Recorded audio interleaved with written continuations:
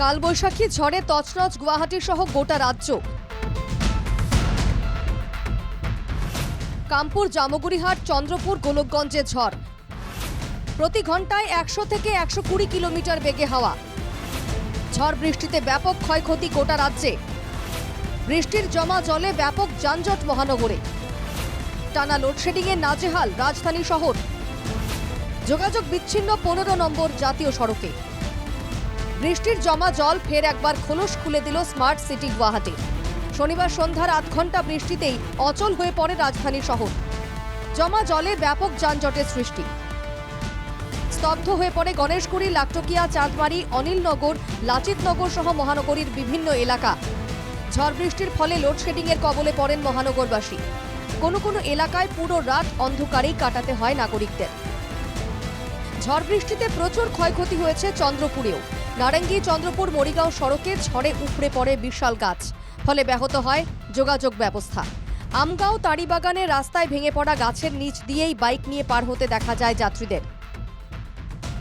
দলগামে 15 নম্বর জাতীয় সড়কে বিশাল গাছ পড়ে যাওয়ায় ব্যাহত যোগাযোগ ব্যবস্থা।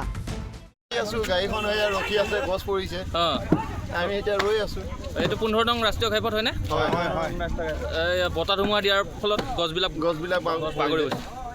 এতিয়া আমি ছুপাৰ ৰখি আছে ইয়াত, আমি যাব পৰা নাই। গছবিলাক আঁতৰালেহে আমি যাব পাৰিম। এই পথাৰৰ আমি ডিব্ৰুগড় যাম। ডিব্ৰুগড়ত যাব? হয়।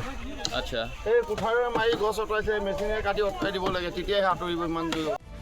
গোলকগঞ্জের বিষ্ণুদৈ এবং বড় চড়াইখোলায় উড়ে যায় ঘরের ছাদ।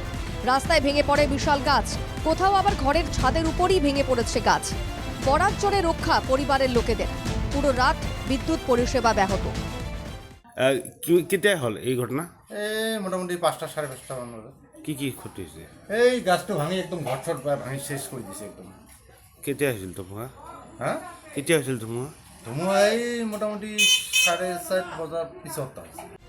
জামগুড়িহাটেও গাছ পড়ে যোগাযোগ ব্যবস্থা বিচ্ছিন্ন হয়ে পড়ে 15 নম্বর জাতীয় সড়কে। তৌভঙ্গা ও বামুনি পামে বিস্তর ক্ষতি।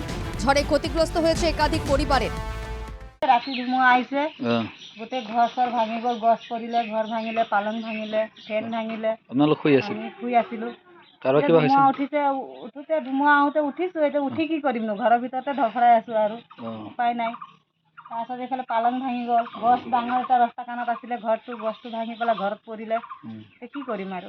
যোৱাকালি ৰাতি 10টা বজাৰ পৰা এইটো আৰম্ভ হৈছে আৰু যি তীব্ৰ গতিৰে বতাহ বলিছে, এইটো মই জীৱনত প্ৰথমবাৰ এইটো পাইছোঁ। তাৰমানে প্ৰতি ঘণ্টাত আপোনাৰ প্ৰায় 120-130 কিলোমিটাৰ স্পীডত হ'ব পাৰে, এইটো অনুমান কৰিছোঁ। আৰু গোটেই ধ্বংসলীলা ইয়াতে টৌভঙ্গা যিটো আমাৰ অঞ্চল আছে, গোটেই অঞ্চলতে ধ্বংসলীলা। গছ উঘালি পেলাইছে, ডাঙৰ ডাঙৰ প্ৰকাণ্ড গছ, টিনপাত উৰুৱাইছে। মানুহৰ বিধ্বংসী এটা হৈছে, ইয়াতে ৰূপ দেখা পাইছোঁ আমি। ঝড়ে ব্যাপক ক্ষয়ক্ষতি হয়েছে কামপুরেও। বিভিন্ন জায়গায় গাছ পড়ে যাওয়ায় বিঘ্নিত যাতায়াত ব্যবস্থা। সব মিলিয়ে কালবৈশাখী ঝড়ের তাণ্ডবে নাজেহাল গুয়াহাটি সহ গোটা Assam. Bureau report, NKTV Bangla.